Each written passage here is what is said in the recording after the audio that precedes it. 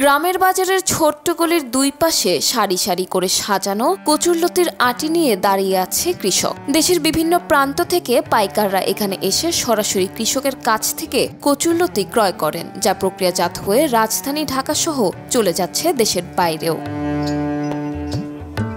এই হাটের প্রতি বাজারে ৫ লাখ টাকার কচু কেনাবেচা হয়। অচিন্তপুর, মাওহা ও সহনাটি ইউনিয়নে সবচেয়ে বেশি চাষ হচ্ছে এই সবজি। যোগাযোগ ব্যবস্থা সহজ হওয়ায় এই কচুরলতি চলে যাচ্ছে বিশিউরা বাজারে।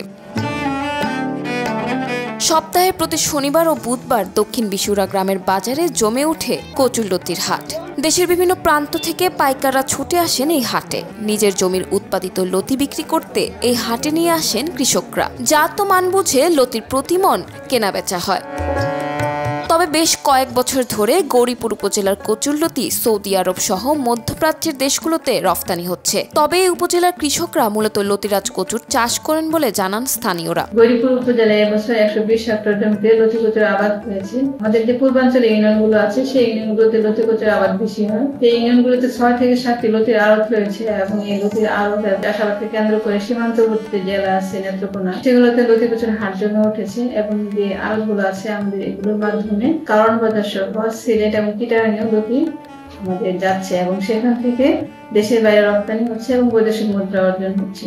এবছর 120 হেক্টর জমিতে কচুরলতির আবাদ হয়েছে। ভালো আবহাওয়া ও রোগপীড়া না হওয়ায় এবছর লতির ভালো ফলন হলেও চাহিদা অনুযায়ী হাটে ভালো দাম না পাওয়ায় হতাশ কৃষকরা। 1200-1400 টাকা দর কিনতেছে, 1600-1800 মন বিক্রি হয়। এখানের বাজার যেটা চলছে 12 থেকে 14 চলছে। আমরা ঢাকা, কারণ বাজার, যাত্রাবাড়ি, গাজীপুর চৌরাস্তা মাল বিক্রি করি। এখান থেকে মাল ঢাকায় নেওয়ার পরে যে সাপ্লাই হয় বিদেশ যায়। বিভিন্ন চিটাগাং, ঢাকা, বিভিন্ন কৃষক কোন কথা নিয়ে লাগবে। আমরা কিনে আনা 30-32, বেশি বলছি 26, 28, বিভিন্ন রেট দিই। কাঁচামালা বাজার কিনি 30, এখন যা 40, তাহলে বন্ধ বেশি উঠলে যখন লাগবে 20 টাকা 25 টাকা। বেহারি দামে বাস্তবে নাই, লস, খালি লস। প্রতিদিন আমরা কারাই লেবার টাকা লাভ নাই। আমরা এই লতি কিনা এই দেশের বাইরে বাড়াই, চিটাং দেই, চিটাং থেকে প্যাকেট করে দেশের বাইরে দেয়। 8 নং দক্ষিণ ইউনিয়নের বাজার সব থেকে লতির লেগে বড় বাজার। নেত্রকোনা, গৌরীপুর, মদনপুর যা আছে সব থেকে বড় বাজার আছে বিশিউরা বাজার লতির লাগিয়া। যে লতির কিনছি আপনার 800, আর এই যে লতি কিনছি আপনার 13-12। যে লতিটা আপনি যাচ্ছি আপনি বিদেশ, আমরা চট্টগ্রামে যাচ্ছি, চট্টগ্রাম থেকে আর বিদেশে 7 টাকা। এই হাটে লতি বিদেশে রফতানি হলেও বিদেশের দাম পান না কৃষকরা।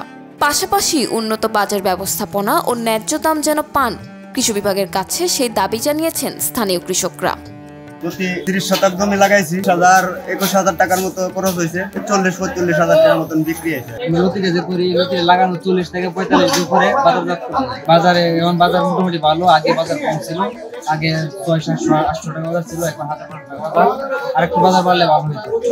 আমি 10 কাঠা মাটি লতি কথা যে দাম, এই দামের বৃদ্ধি হয় তাহলে লাভ হয়।